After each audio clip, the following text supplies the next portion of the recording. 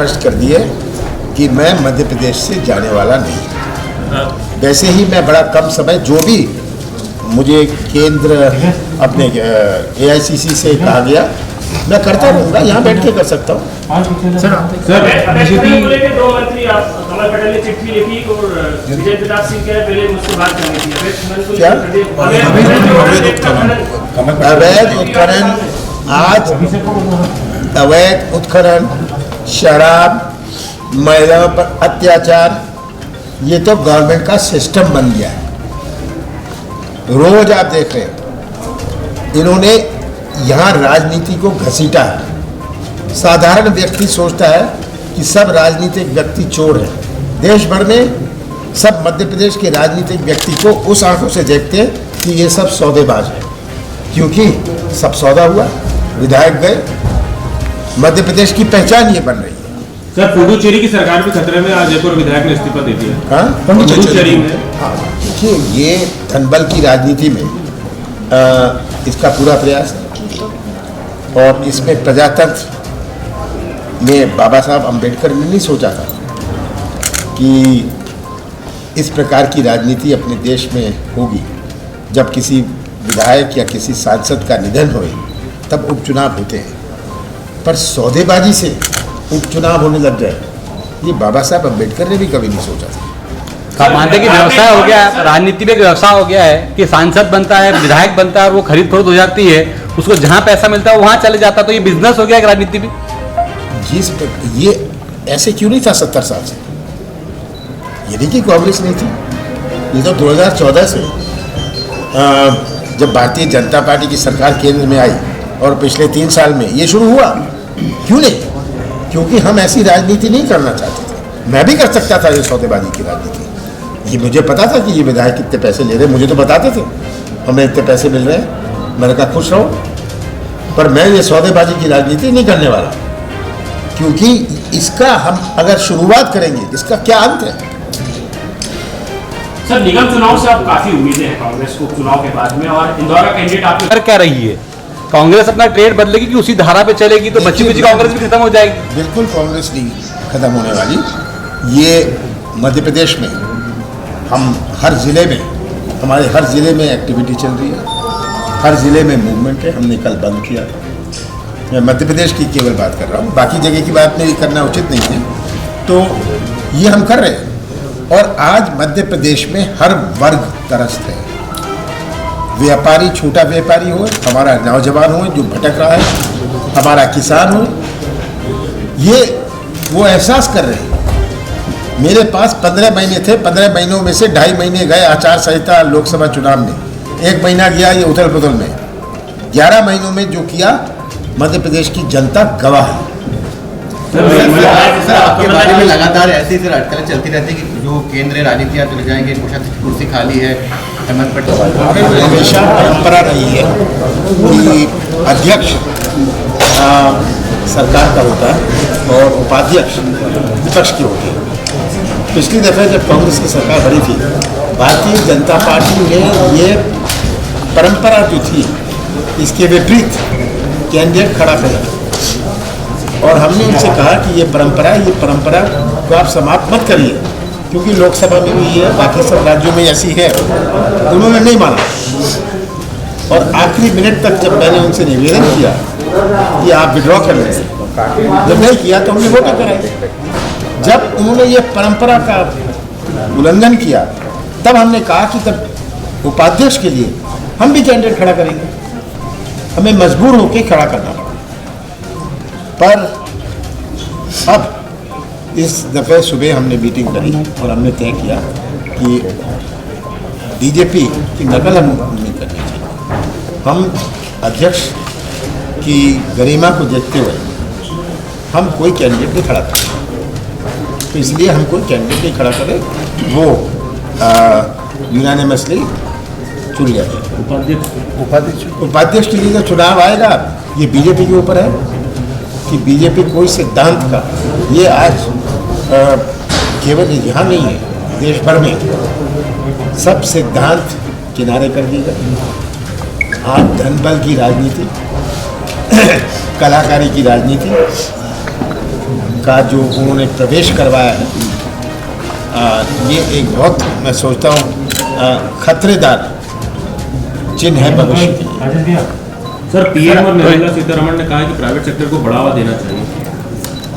इनकी सोच ये है, जैसे कृषि क्षेत्र में भी ये प्राइवेट सेक्टर लाना चाहते हैं। कृषि क्षेत्र के 3 कानून हैं और मैं बड़े सरल भाषा में समझा दूँ ये क्या। सबसे पहले है कि कृषि क्षेत्र में प्राइवेट सेक्टर का प्रवेश का आगमन, उनको मंडी का स्टेटस दे दिया जाएगा।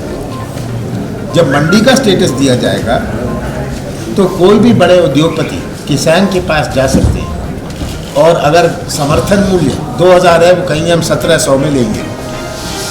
किसान को तो अपनी उपज देनी है, वो मजबूरी से 1700 में दे देगा। जो संभावना थी उसको समर्थन मूल्य में बेचने की, वो भी समाप्त।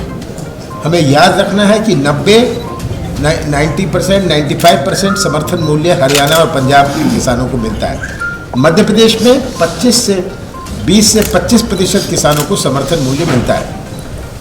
इसका एक इतिहास है कि जब समर्थन मूल्य की शुरुआत हुई थी, उस समय मध्य प्रदेश में गुजारे की खेती हुआ करती थी, माने सबसिस्टेंस फार्मिंग। ये सबसिस्टेंस फार्मिंग का लफ्ज़ मैंने ही WTO में इंट्रोड्यूस किया था कि हमारी खेती में और अंतर्राष्ट्रीय खेती में अंतर है। हमारी खेती सबसिस्टेंस है, गुजारे की खेती है। तो वो किसानों को समर्थन मूल्य से उस समय कोई मतलब नहीं था। वो आसपास के 10-20 गांव में अपना उपज बेच के अपने साल भर का गुजारा कर लेते थे। तो अब जो संभावना, इस कानून से जो संभावना थी कि हमारे किसानों को समर्थन मूल्य मिलेगा, ये भी चौपट गई। दूसरा कानून जो कॉन्ट्रैक्ट फार्मिंग का है, ठेके की किसानी, इसमें किसान को क्या चाहिए? बीज और खाद। आज 50% किसानों को बीज और खाद मिलता है कोऑपरेटिव सोसाइटी से, बाकी व्यापारी से खरीद लेते हैं। मिलना चाहिए 100%, पर ये कोऑपरेटिव सोसाइटीज़ को उपलब्ध नहीं कराते। अब बड़ा उद्योगपति जाएगा किसान के पास, कोऑपरेटिव सोसाइटीज़ के पास कोई बीज और खाद नहीं होगा। जिस व्यापारी के पास होगा, बड़ा व्यापारी खरीद सकता है उससे, और किसान को कहेगा कि तुम्हारे पास बीज है, खाद है, बोनी का समय आ गया, किसान का पूरा मौसम खत्म हो जाएगा। वो मजबूरी में कहेगा हाँ जी आप लीजिए, मैं आपका बीज और खाद लेता हूँ और उसका बंधुआ करता हूँ। तो हमारी रणनीति बड़ी स्पष्ट है कि जो जीत सकता है, जिसको पार्टी की क्षेत्रीय हमारी पार्टी स्वीकृत करती है और समाज में उसका कद है, उसको हम टिकट देंगे। कि ये इसका है या उसका है या इसका है, उस आधार पर ये टिकट नहीं दिया जाएगा। सर, 2 सवाल है। आपने आज कहा अपने भाषण में कि बीजेपी नहीं बल्कि बीजेपी के संगठन से मुकाबला है। कहाँ मानते हैं कांग्रेस को बीजेपी के संगठन के आगे? और दूसरा सवाल ये था, आपके समय से एंटी माफिया अभियान अभी तक जारी है, लेकिन दोनों सरकारों में आप इस माफिया अभियान के अंतर्गत कितना अंतर देंगे?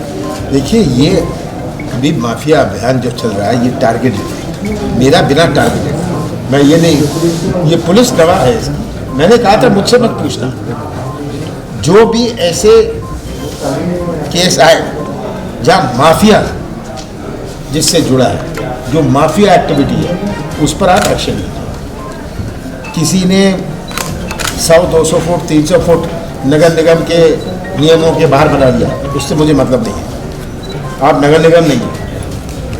बहुत सारे ऐसे केस मेरे पास आए कि ये हमारे पास आ गए, हमने तो कुछ हमें माफिया से क्या लेना देना। अरे यार, तब मुझे कहना पड़ा कि मुझे केवल माफिया को टारगेट करना है, पर आज ये कांग्रेसी को टारगेट करेंगे, दबाने की। ये माफिया अभियान को इन्होंने एक दबाने का अभियान बना दिया, किस तरह लोगों को डराएं।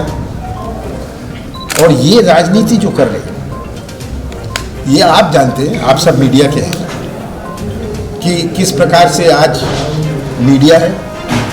मुझे कोई संकोच नहीं कहने का, आप खुद ही गवाह हैं। मैं जानता हूँ मीडिया को विज्ञापन की आवश्यकता है, पर एक सीमा होती है। और किस प्रकार से मीडिया कितना छपता है। कल के बंद के बारे में कितना छपा, हमारे पास भी तो वीडियो आए, वो वीडियो नहीं दिखाएंगे, मारपीट वाले वीडियो दिखाएंगे कि कांग्रेस ये मारपीट करो, ये सब आप जानते हैं। और लगभग मीडिया के सभी जो क्या कहूँ, जो चलाते हैं, जो मालिक है, उनसे मेरा परिचय तो है ही, मैं उनकी बातें भी सुनता हूँ। युवाओं का क्या भविष्य कांग्रेस में देखते हैं?